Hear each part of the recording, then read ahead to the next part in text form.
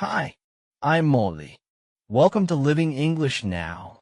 In this lesson, you can learn how to answer the question, tell me about yourself. To see more free English lessons, visit our website, oxfordonlineenglish.com. You can also book English classes with our fully qualified teachers, who can help you with your English speaking, writing, IELTS preparation, or whatever else you need. Don't forget to turn on the subtitles for this video if you need them. All our videos have English subtitles. You can turn them on now. Just click the CC button in the bottom right of the video player. Tell me about yourself. This question makes people nervous. What can you say?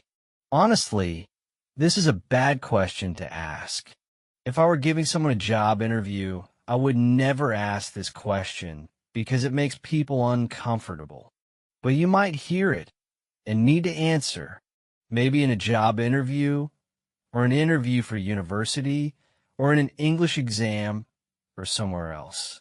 In this lesson, you'll see answers to this question for 4 different situations: in a job interview, in a university interview, in an English exam. This is the most general example. So if you just want a general way to respond to tell me about yourself, watch this section. When introducing yourself to new colleagues. Before we look at our sample answers, let's see 4 general tips. First, think about the context you're in. Tell me about yourself doesn't mean tell me everything about yourself. You need to choose where to focus. For example, in a job interview, you should focus on your professional background. In an English exam, you'll probably give a more general answer. Secondly, keep your answers short and focused. Our sample answers are mostly around 3 or 4 sentences. This is a good length to aim for. Thirdly, remember that this question will usually be asked at the beginning of an interview. In most cases, the interviewer won't pay much attention to the content of what you say, so don't worry about it too much. The most important thing is that you can answer confidently and coherently. Finally, here's a suggestion for a general structure. Make 1 or 2 sentences about your past, 1 or 2 sentences about your current situation, and 1 or 2 sentences about the future. Now let's see some examples. I'm currently working in HR for Dell, but actually, as you've probably seen from my CV, my background is in graphic design. I've been wanting to get back to graphic design work for some time, and that's why I applied for this position. In this answer, you talk about your current situation and then add details about your background. It's a simple answer, but that's fine. It's focused and clear, and it gives your interviewer the chance to ask for more details if he or she wants. Let's see one more example. I've been working in biomedical research for about 5 years. I completed my PhD 4 years ago, and I work for a small pharmaceutical company here until, unfortunately, they went out of business recently. So, I'm currently looking for a new position in biotech, pharma, or anything related to my training and experience. This answer is a little more detailed. It also doesn't really include information about the future. That's okay. The past, present, future idea isn't a template which you have to follow. It's just a way to organize your ideas. Let's look at some language from these examples.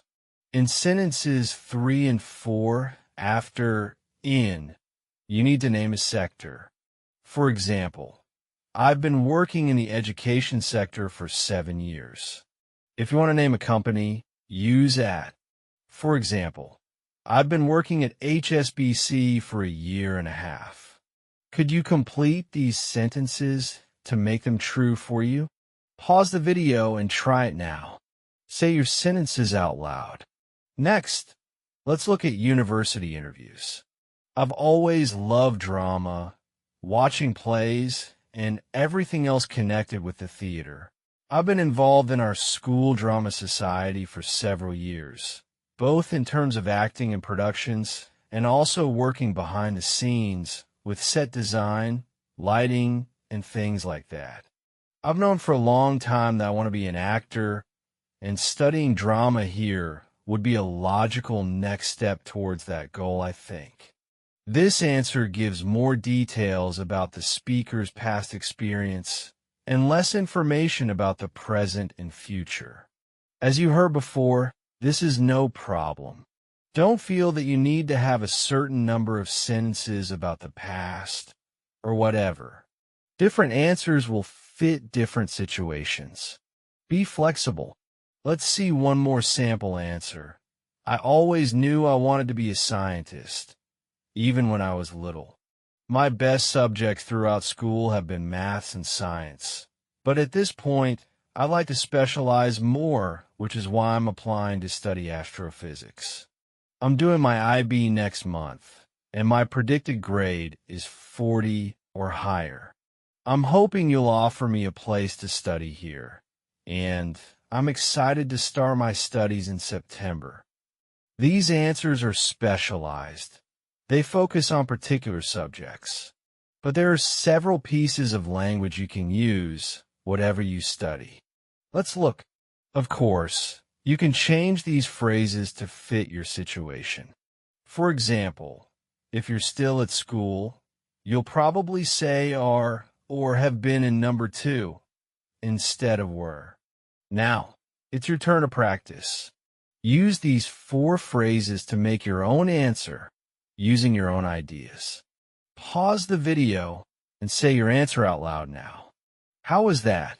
You might need to practice a few times to get everything fluent. Take your time and practice as many times as you need. Next, let's see how to answer "tell me about yourself" in a more general way. For example, in an English exam. Honestly, in most English exams, you're not likely to be asked this question. In common international exams, like IELTS or the Cambridge exams, questions are more focused. But it's possible. Or you might need to answer the question, "tell me about yourself," in a different situation. Let's look at a more general answer to this question. Well, I was born in Vladivostok, but my dad moved around a lot for his work, so I grew up in different places: Japan, the Philippines, and Malaysia. Currently, I'm working part-time and studying for a master's in film production. I'm pretty interested in film, video production, and things like that, so I'm hoping to work in that sector once I finish my studies. You can see that the answer is more general and personal rather than focusing on work or studies. Let's see one more. I'm originally from Buenos Aires, but I've been living here in Dublin for several years now. I work for an ad agency as a copywriter, which is something I never imagined I would do, but I really like it. I was never good at English when I was younger, so it's weird that I ended up working in a job which requires very high-level language skills. I like living here, but I feel like I'd also like to travel and experience living in other places, so I'm thinking about moving to Canada or the US in the next year or so. This is the longest of our sample answers, but it's still quite short, about 100 words. Remember that you don't want your answer to be too long. Keep it short and focused. If you're asked the question, "tell me about yourself," in an English exam or general situation, let's see some language you can use to build an answer. In number 2, you put a company after "for" and your position after "as." For example, I'm working for Google as a tester. In number 4, you put in ing verb after "about" to describe something you're considering doing in the future. For example, I'm thinking about changing jobs. Make your own answer using these 4 phrases. If you want, add more sentences or details to your answer. Pause the video and make your answer now. How was that? Easy? Difficult? If it's difficult, read the sample answers. You can find the text on our website. Use the sample answers as a model and change the details so that you're using your own information. Let's move on to our last section. Sometimes, if you start working in a new company, you'll have to introduce yourself at a meeting. Here, your answer should focus on your professional background, like in a job interview. However, you'll probably use a more conversational tone. Let's see our first sample. My name's Gwen, and as you maybe know, I just started here. This is my first week, in fact. I'm working in the marketing department as a web marketing coordinator. My background is a mix of marketing and software. I started my career as a software engineer. I'm still finding my feet, and I haven't met all of you yet, but I'm looking forward to working with you all. If you're walking past my office, come and say hi. If you work in a larger company, you might need to introduce yourself to colleagues, even if you've worked there for some time. For example, if you're starting a project with people you've never worked with before, let's see how that could look. Hi, I'm Elias. I'm the CISO, so I'm responsible for online security and keeping our computers and networks safe. You've probably seen me around because I've been working here for a while, almost 10 years now. As you just heard, all staff need to take our cybersecurity training class, so you'll be learning about how to stay safe online with me or one of my colleagues in the next month or two. Here's your final challenge. Imagine you started a new job, and you have to introduce yourself to your colleagues in a meeting. Make an answer to introduce yourself. You can use all the language you've seen in this lesson. Try to make your answer 3 or 4 sentences long. Say your answer out loud. Could you do it? If so, great. If not, keep practicing. You can also review the lesson and the sample answers to get ideas. Now, we hope that hearing the question, "Tell me about yourself," won't make you feel so nervous. So, tell me about yourself. Practice your answers and put them in the comments and share them with other students. Thanks for watching. See you next time.